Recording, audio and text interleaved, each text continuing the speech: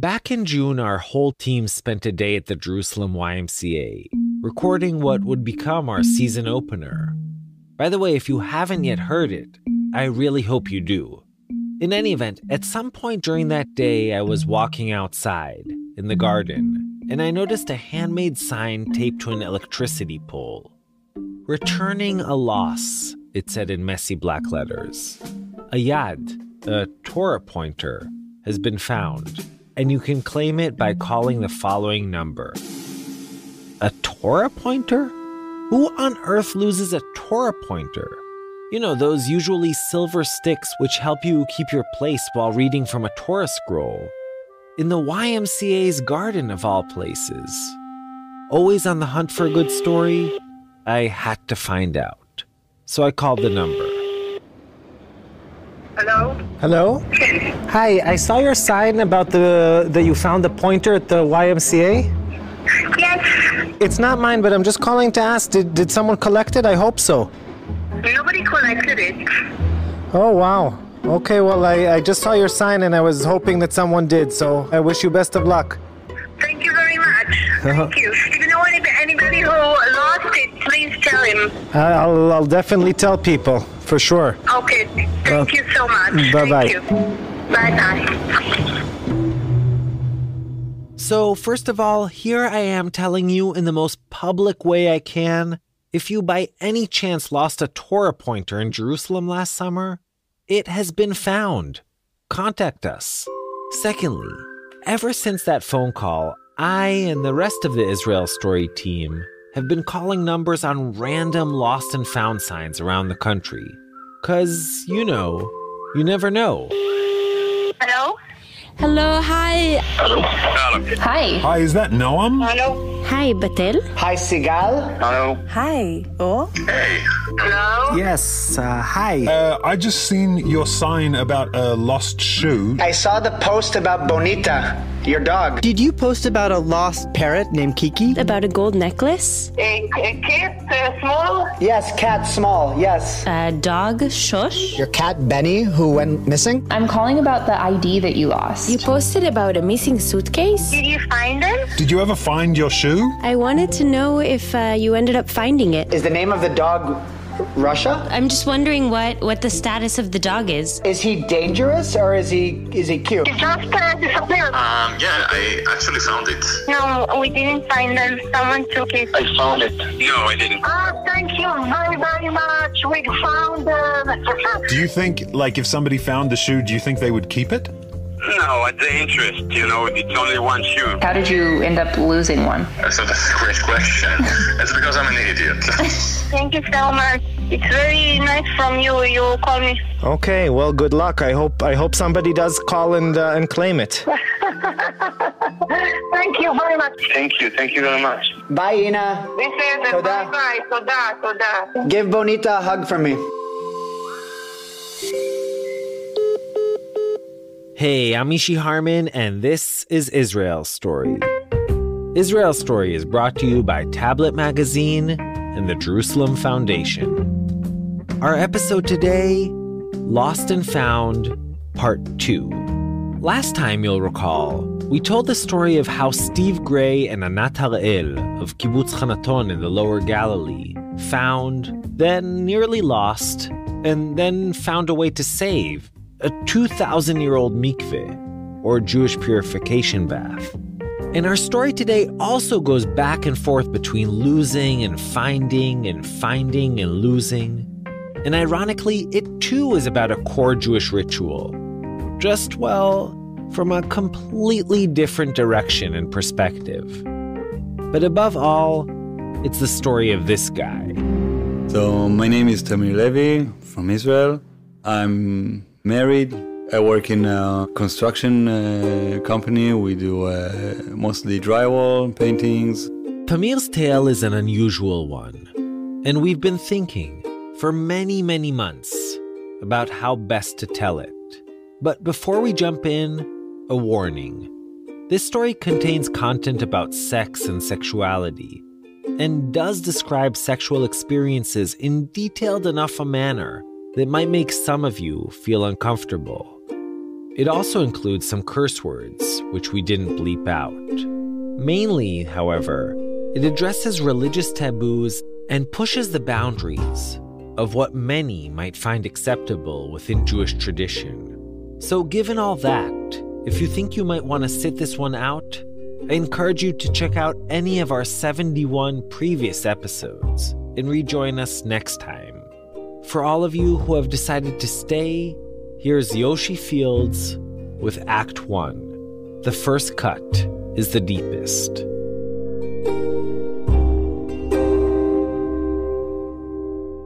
Tamir means tall in Hebrew, which he is. He's 38 and looks more or less like what you'd expect from a guy who works in construction. Calloused hands, pecs that bulge through his t-shirt, a large tattoo on his arm. All in all, a picture of quote-unquote manliness. We're sitting in his bedroom, mostly because it's the quietest room in his house. But it also seems fitting, given the intimate nature of our conversation. See, Tamir wants to share something pretty private. I'm a little bit shy about it, brings a little bit shame, but I think, no, I should be the opposite, I should be proud of it, It's a secret, and we'll get to it in just a bit, but for now I'll just say that when it comes to matters of masculinity, Tamir has always struggled. Ever since he started being sexually active, he's felt he has a problem. It's like a vicious circle, when you start to have a sexual encounter and then suddenly things doesn't really begin to work down there. And then instead of being connected to your partner, you are connected to your anxiety. Like, how do I now pass this test? Or how do I pass this moment without total failure? Tamir has suffered from erectile dysfunction for as long as he can remember. It's affected his sex life, his relationships, and his self-esteem. With my first long-time partner, she eventually got frustrated, She wasn't criticizing me, but she did express her frustration. How did that feel? When it happened, and no, this is very intimate. I felt like I really want the ground to bury me. I want to disappear. A feeling of maybe even self-hatred, self-anger. Am I good enough? Am I strong enough? Am I man enough? The only thing that frightened and troubled Tamir more than the condition itself was the thought of other people knowing about it. So he kept silent. When he'd meet up with his buddies, they'd often talk about sex, how great it was, how much they loved it. Tamir would usually smile or crack a joke. Sometimes he'd lie. He remembers this one time when his friends got together the day after he'd gone out on a date. They wanted to hear all about it, and when Tamir said that the girl had spent the night, which was true by the way, they began slapping him on the back and congratulating him. Wow, you did good this night, right? And it's yeah, you won't believe, wow, it was amazing, 3 times, wow, 3 times, yeah, it's I'm lying, but no way I will admit it. For some period, it was the hardest feeling I had. It's I was feeling as if I would have my penis feeling good, it's it will solve all my problems in life. Then in 2011, at the age of 27, Tamir met Noah Nevo, a 28-year-old psychology student. From the first moment I saw her, there was an aura around her, this energy that really, ding, I was spot on. Noah felt a similar click. He's just a person that completes me. And with Noah, things seemed to get better. In fact, after 2 years, they got married. And a few months after that, Noah was pregnant.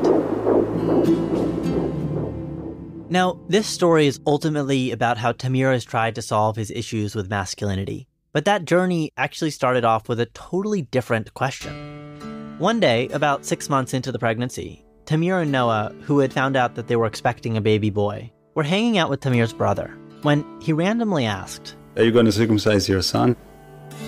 At first, the question, "Are you going to circumcise your son?" seemed strange. I mean, the answer was obvious. Yeah, I guess. Why not? Yeah, I guess. Everybody's circumcised. I'm circumcised. I want him to be like me, Noah agreed. Why wouldn't I circumcise him? I mean, everyone does it. What? Are we special? What are we? Hippies from Pardes Chana? You just do it, and that's it. Tamir's brother explained that he was simply asking because he had just read an article about the potentially negative consequences of circumcision. Tamir and Noah nodded, and the conversation then moved on. But Tamir, he couldn't. His brother's questions surprised him, rattled him even, since he had never even considered it. After all, growing up in Israel, circumcising a child was basically a non-issue. He wasn't even aware of the debate surrounding the practice. Later that night, once Noah had fallen asleep, he started poking around online. Simple question, simple answer. Circumcision, yes or no? There were many opinions. Some sounded familiar to him. Definitely yes. Why is that? The evidence is very strongly in favour. Minor risks but enormous benefits. And really, for parents, it's a no-brainer these days. It's our national identity. It's the thing that still binds most of us as a people. If you were to say, I had to move off to a desert island and I could only bring one mitzvah with me, I would say this is the mitzvah which I think needs to come with. And then there were points he'd never heard before. Why would you want to demand that you have a right to cut off part of your baby's body? I genuinely love my foreskin. This is a completely unnecessary operation. As they clicked on, Tamir found himself ping-ponging between two very different camps. Ask the German, ask the Danish, ask the Brazilian, ask the Japanese, ask in all over the world, ask a doctor, do you think cutting off a foreskin is good? And he said, what are you talking about? It's nonsense. Circumcision does result in a small reduction in the risk of urinary tract infections and also a small reduction in the risk of future STD transmission. Yeah, people lose their dicks. A lot of kids every year. Do you know children die from that? You hear the screams and your reptilian brain says, oh, something is terribly wrong, and your heart says, I've got to do something about it. Aesthetic preferences are one thing, but forcing... Women prefer a circumcised penis. Total baloney. Painful. It's harmful. Ancient, ridiculous ritual. Tamir shut his computer and lay awake in bed. All those angry, yelling voices were bouncing around his head. Were the supposed health benefits worth it? Was it really just a barbaric ancient custom? But then he immediately thought about his father, and his father, and his father, and all the countless generations of Jews who had come before them, all of whom had performed this holy ritual. As he tossed and turned and weighed the pros and cons, Tamir kept having a specific vision. I imagine like my son going to the toilets but then go a little bit on the side. The shame of his penis is not like everyone else. And it kind of floated my own feelings, my own memories when I feel like embarrassed or shameful or feeling bad about myself or about my body. Do I really want to do it to my son? On August 16th, 2014, that question stopped being hypothetical. Tamir stood in a hospital delivery room. Noah lay exhausted on a bed. And in her arms was the most beautiful and perfect baby boy Tamir had ever seen. I looked at it, and suddenly it felt so bizarre. I don't want to hurt my son. Just a newborn baby, so small, so fragile. I mean, the most natural thing is you want to protect it. And almost at once, his anguish, to cut or not to cut, seemed to dissipate. No way I'm going to do it. I won't let anyone touch my baby's penis with a knife. Tamir had made up his mind. Now all he had to do was break the news to Noah. See, the previous months had been somewhat stressful for her.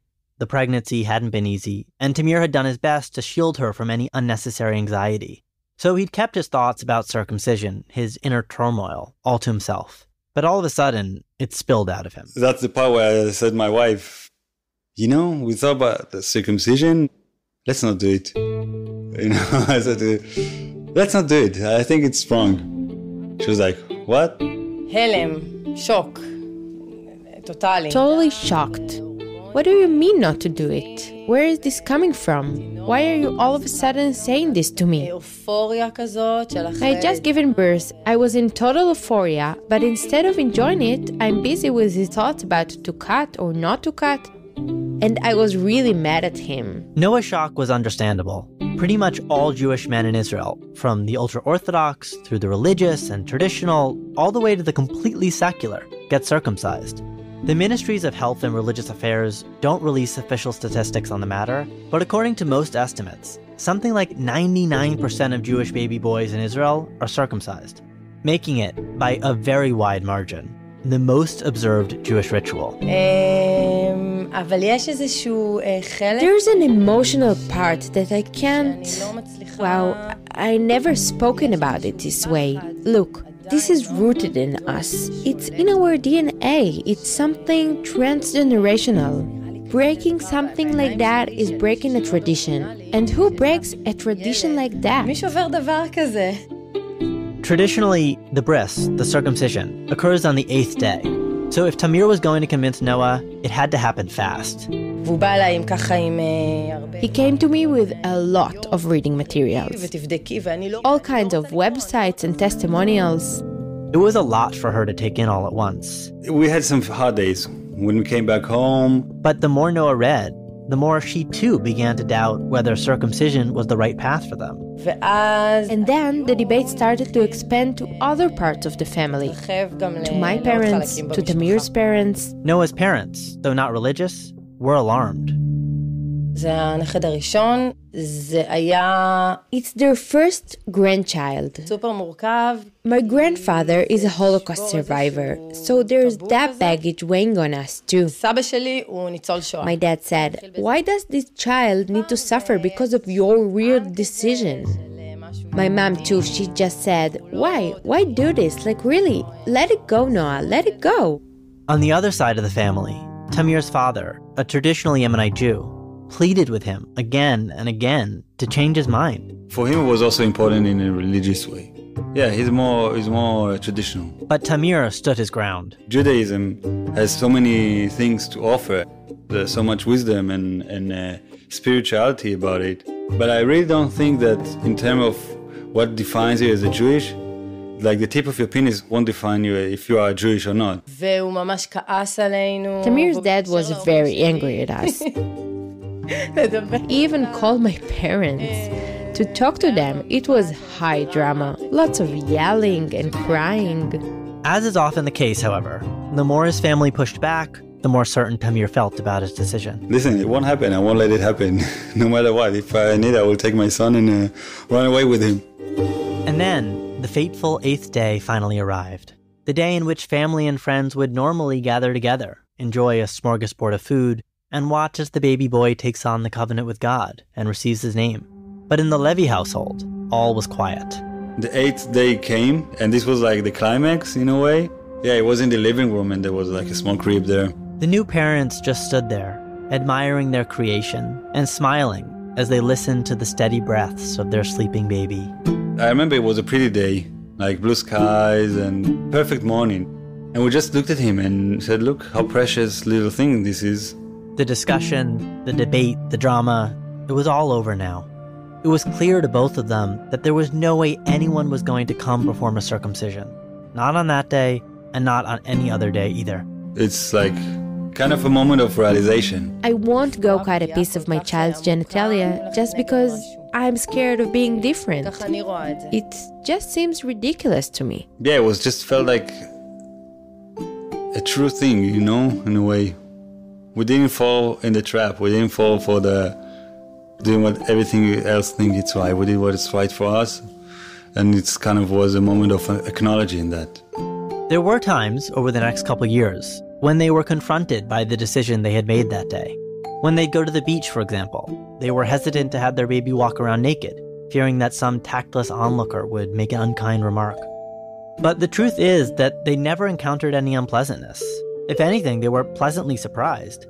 Tamir's father, though obviously not thrilled about the situation, basically swept it under the rug, loving his grandchild fully despite his foreskin. And Noah's parents? They actually made a 180 on the issue and actively supported their daughter and son-in-law's choice.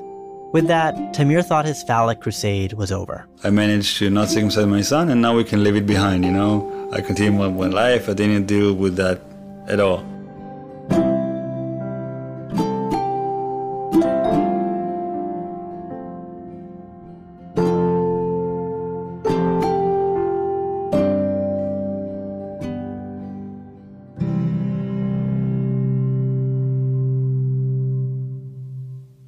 We'll be right back.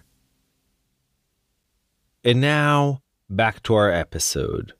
We're hearing the story of Tamir and Noah Levy from Zichron Yaakov, who back in 2014 decided not to circumcise their son. But that is most definitely not where the story ends. Okay, back to Yoshi. Shortly after the birth of his son, Tamir began experiencing issues with his masculinity all over again. Things in the bedroom were not going well. I felt like my soul wants it, my heart wants to have, unite with my wife and to have sex, but my penis betrays me. It just becoming numb. All the old and painfully familiar questions resurfaced. Why don't you perform well? Why don't you do what I want you to do? I was like really trying to push it. Like, you have to do it, you have to do this. Like, you try to climb a mountain and it's very difficult and it's like go up and it's like struggle. It's like, no, you have to try harder and stronger and continue, and it's eventually it doesn't work. The harder you try, the harder it falls. This time around, it was even worse than before. I could really literally felt like I'm losing sensitivity. And it's like I had a sense that something cannot be like that. I mean, I'm still young, I'm 33 years old. Did you ever go to a doctor? No, I didn't go to a doctor. How come? I guess it's embarrassing. It's simply embarrassing because men are expected to always want to have sex and always perform. And because nobody speaks about it actually, so we are sure that we are the only ones that actually it happens. Everybody else are performing really good and I'm the only failure, I'm the only one who fails. So it's a lot about, the self-image, what I think about myself. Unlike with previous partners, Tamir was, thankfully, able to talk with Noah about it. But deep down, he still felt ashamed. And then, in the middle of it all, and somewhat counterintuitively, Noah got pregnant again. They had another boy on the way. This time, Tamir had no qualms. It was clear that their second son wouldn't be circumcised either. But that got him thinking, for the very first time, about his own circumcision. Okay, that's really great. I didn't circumcise my children. I'm really proud of it. But what about me? Could it be, he began to wonder, that was the root of his issues? It was an uneasy thought and he quickly pushed it away.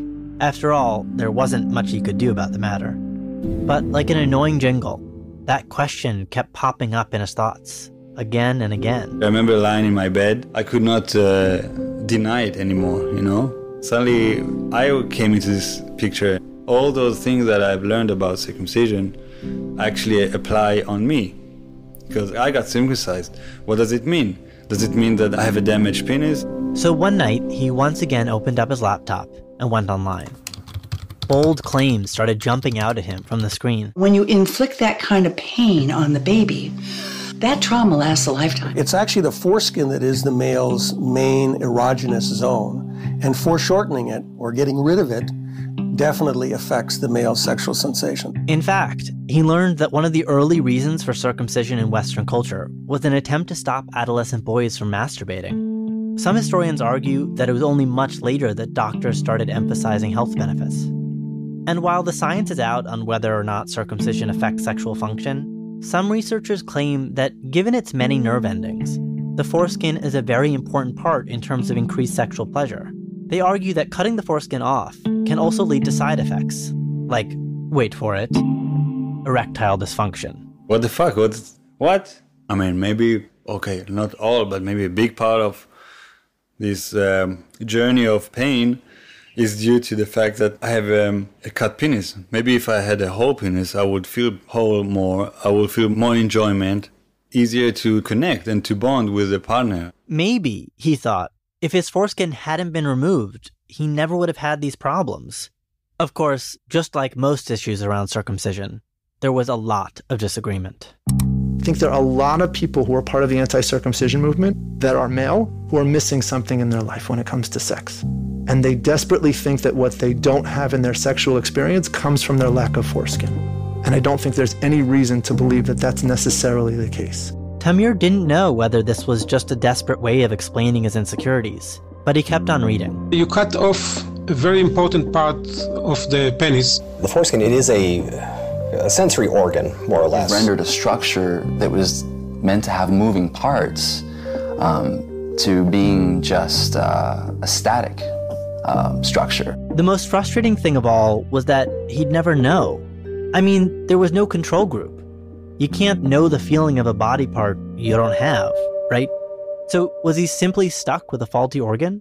Would he forever be haunted by ifs and what could have beens? I was like lying in the bed feeling kind of really sad and hurt about this.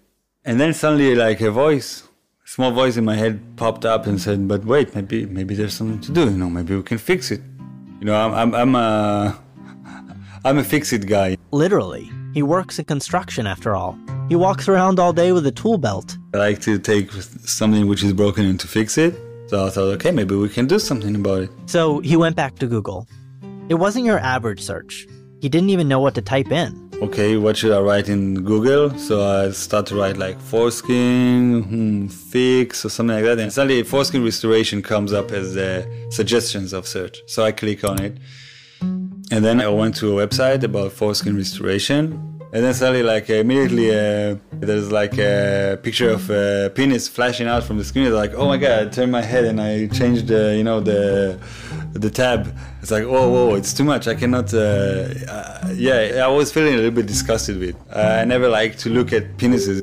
But sure enough, a few minutes later, he was back on that page. I was really curious.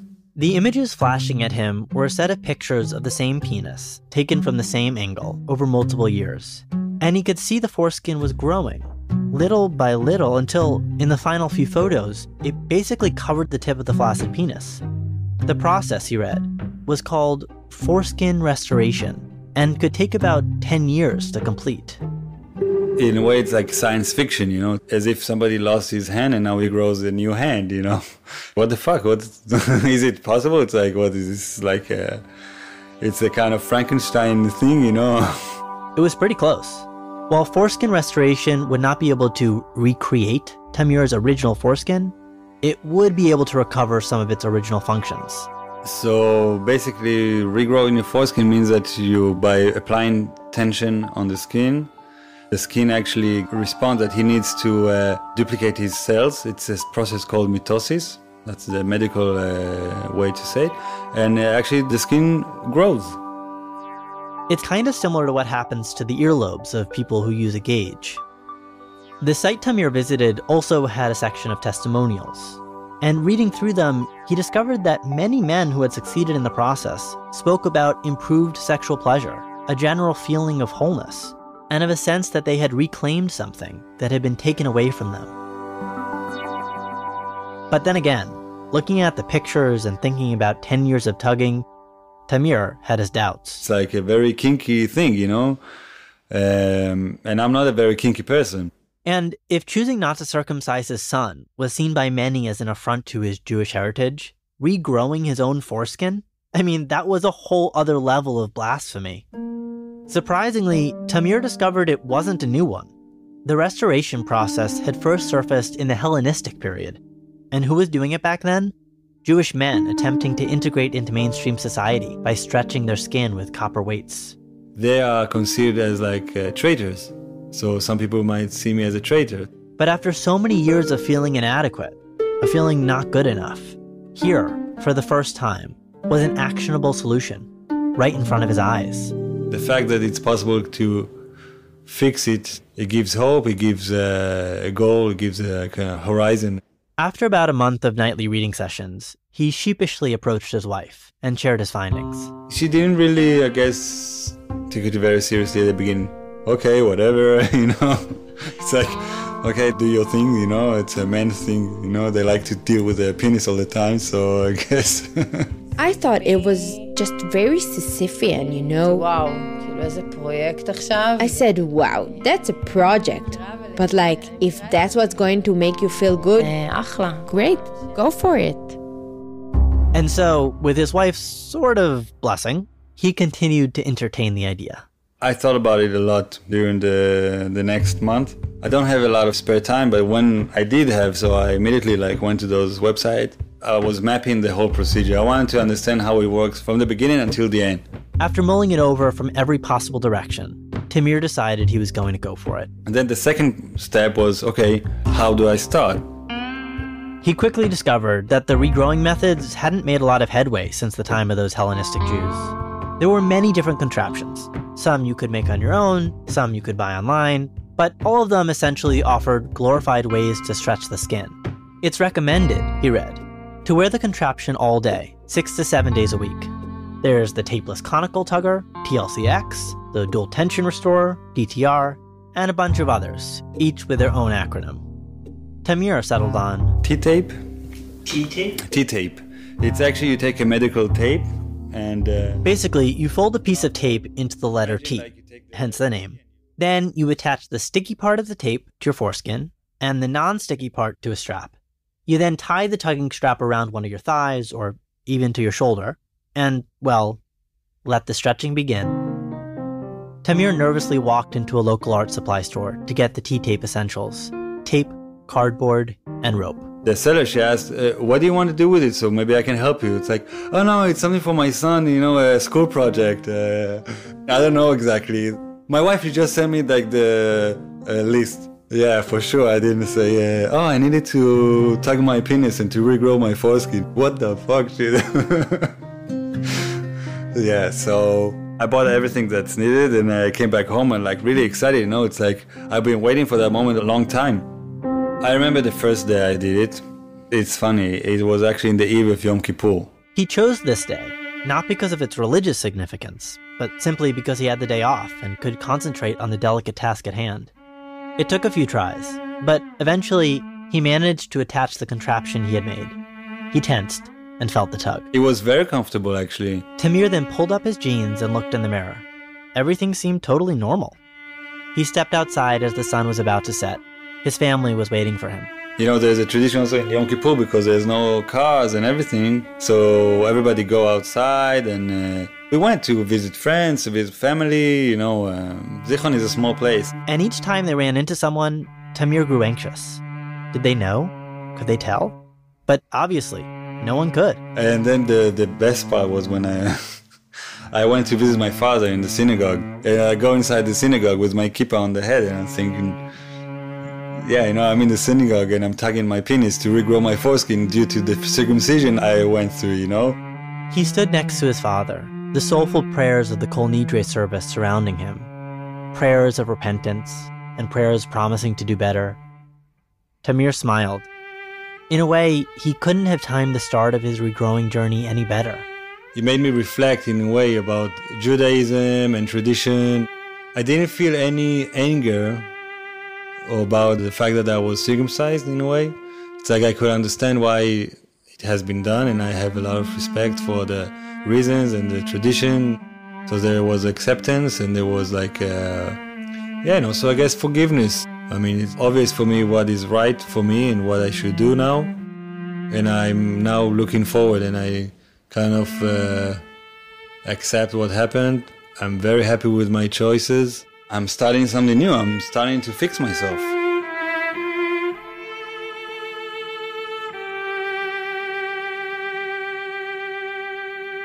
This past Yom Kippur marked 5 years since Tamir started regrowing his foreskin. Every morning, before getting dressed and making his morning coffee, he religiously puts on his contraption. That's his secret. That's why we're in his bedroom. Do you want to see? You want to show you? I don't mind. Sure. Yeah. We stand there, strangers just a few hours earlier, as Tamir pulls down his pants and begins putting on the regrowing contraption. I'll show you. Push the skin forward. Okay. Yeah. So far, things are going as planned. As he proudly points out, he has regrown his foreskin almost up to the tip of his penis. Make a small adjustment, and then I close the gripper. Now it is gripped, okay? And that doesn't hurt? Not at all, no. It actually feels nice. And he reports, the process has made a difference. I regained a lot of sensitivity. Today, I have the best sex of my life. It's the same melody, okay? It's the same song, it's the same notes, but it's so much more rich. Do you feel any difference?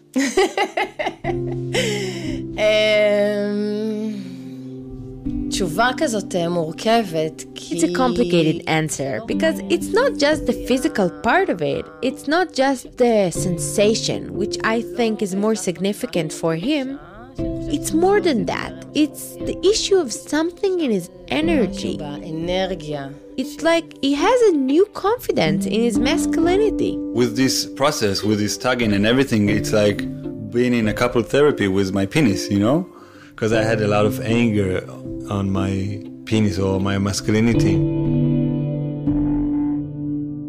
He spends a lot of time thinking about the origin of all that anger, about the societal expectations he had internalized for so many years. Bigger, faster, stronger, you know, all this. And there's no place for men to be feeling weak or feeling sad or feeling failure. After years of shame, frustration, secrecy, and late-night Googling, Tamir's developed a new relationship with himself, a more tender one. He's less angry and more compassionate. When I finish my session of tagging in the end of the day, so I put like a lotion or coconut cream or something like that to give like vitamins for the skin and to make it also more stretchable and more flexible. So you caress your partner. Nearly a decade ago, Tamir's brother's innocent question about circumcision sent Tamir down a rabbit hole he didn't even really know existed. A rabbit hole that led to 2 uncircumcised sons, an altered anatomy, and newfound confidence.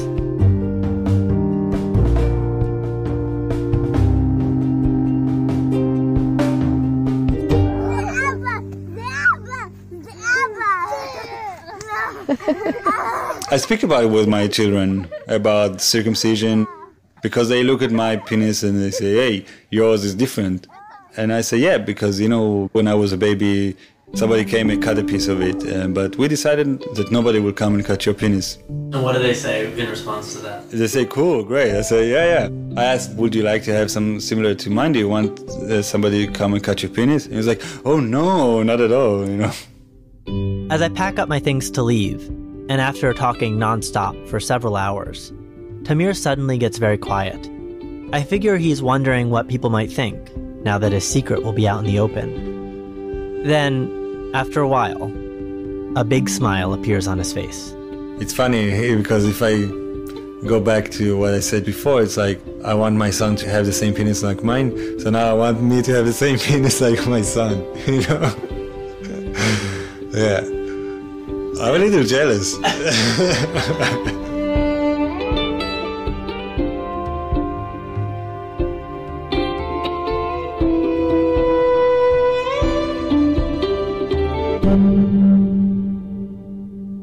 Yoshi Fields. Last week, 5 months after our day at the YMCA, I decided to check in with the Torah Pointer lady, hoping to hear some good news. Shalom. Hi, I saw a sign that you had found a yad outside of the YMCA a few months ago. Ken, I did. Yeah, I had called you at the time to ask just because I found that interesting. Did anyone ever claim it? No, nobody did. So you still have it? I did. Nobody called. Oh, so what are you planning on doing with it? I don't know. I'm going to ask my rabbi what to do with it. Okay, well, good luck. I hope somebody does call and claim it. I did too. Bye-bye. Thank you. Bye. Zev Levi scored and sound designed this episode with music from Blue Dot Sessions. Sela Weisblum mixed it all up. Thanks to our dubber, Nomi Schneider, and to Rav Chaim Leiter, Rani Kasher, Yotam Gordon, Eric Cunningham, Tyler Drodes, Dror Peretz, Omri Cohen, Judah Kaufman, Joel Shupak, Yoav Orot, Federica Sasso, Tomer Nissim, Wayne Hoffman, Esther Werdiger, Sheila Lambert, Erica Frederick, Jeff Fagan, Joy Levitt. You can catch up on all our past episodes on our site, israelstory.org, or by searching for Israel Story wherever you get your podcasts. You can also follow us on Facebook, Twitter, Instagram, all under Israel Story. Lastly, if you're interested in sponsoring episodes of Israel Story, email us at sponsor@israelstory.org. Our staff includes Yochai Meital, Zev Levi, Yoshi Fields, Skylar Inman, Nomi Schneider, Adina Karpuch, Eli Blyer, Sharon Rappaport, and Rotem Zin. Sonia Eppelbaum, Laura Kapelyushnik, Tanya Huyard, and Matthew Littman are our wonderful production interns. Jeff Umbro and Jesse Adler from The Podglomerate are our marketing team. I'm Mishi Harman, and we'll be back next time with a brand new and more PG Israel Story episode. So, till then, shalom shalom, and yalla bye. מתי בכלל קיבלתי את עצמי? מתי למדתי או הקשבתי, רק הזנחתי את עצמי? כמה התגוננתי, התלוננתי, התחשבנתי, הסתכלתי במראה והתעצבנתי. אובססיבי לפגמים שבי, תמיד רואה את השלדים, את הצדדים הלא טובים שבי. חלומות מפוספסים, רגשות מסוכסכים, גדלנו דור של מתוסבכים, לא יפים, לא מוצלחים. ולמה מבפנים אני לא מרגיש טוב? שאני הזוי ואני דפוק, אני לא מספיק טוב, אף פעם לא רגוע, אף פעם אין לי נחת, אף פעם לא עוצר ומקבל את עצמי ככה. בדיוק כמו שאני, ככה זה טוב, שאני שלם, לא חסר בי דבר, ומותר לי אותי לאהוב. אומרים שהדור שלנו בעמוק של דפיקות, דרמות של בדידות או דראומות מילדות, סוחפים על עצמנו הרבה יותר ממה שהלב דורש, וכשהכל קורס, האגו אוף דורס שרק קורס לנו. דרכים נותרו מסובכות, כשאני כל הזמן נכנע לבריחות והנחות, הלילות הארוכים, השתיקות המביכות, אני אוהב, אני שונא, אני דבר והיפוכו, כשצריך לשתוק צורח, כשצריך לפרוק שותק, או מתגונן כמו דפקט חסר ביטחון ולא מתאפק. מי ששלם עם עצמו לא חייב להיות צודק, ואדם צועק את שחסר לו, לא חסר לו, לא צועק, לא דואג ולא לועג לסובבים אותו, מקיף עצמו באנשים שאוהבים אותו, לא נפגע מכל מילה ולא קונה כל הבטחה, לא מונע מחוסר ביטחון או השלכה. בדיוק כמו שאני, ככה זה טוב, שאני שלם, לא חסר בי דבר, ומותר לי אותי לאהוב. אני לא יכול לשקר לעצמי ולהיות מישהו אחר, מגיע לי להיות שלב, מגיע לי יותר, לא להתפשר על קשר, לא להיות תמיד זה שלוקח הכל הלב ואף פעם לא משחרר. כל אחד והבריחה שלו, ואני נרקומן של מבוכה, ליצן ללא מנוחה, שליטש את התבוסה, חידש את החולשה, קידש את הבושה, והפך את הקומפורט זון לממלכה שלו. מה אם לא אגשים את אותו חלום נשגב, ואולי כולם מסתלבטים עליי מאחורי הגב, שאני לא מספיק חכם, לא מספיק יפה, לא מספיק מבין, לא מגניב ולא בלב העניינים. אולי האושר הוא בחירה, ורק אתה מחליט מה טוב מה רע, את גודל הצרה, לצאת מעבדות לחירות ולהסיר את הגזרה, כי יש ברירה, כי יש ברירה. אני מסרב לחזור ללופ הזה, לאותו מבוי סתום, זה לא היעד, זה הדרך, יש לי דלק, יש כיוון. כבר לא חולם להיות המלך, לא חולם להיות כלום, רק להיות עצמי.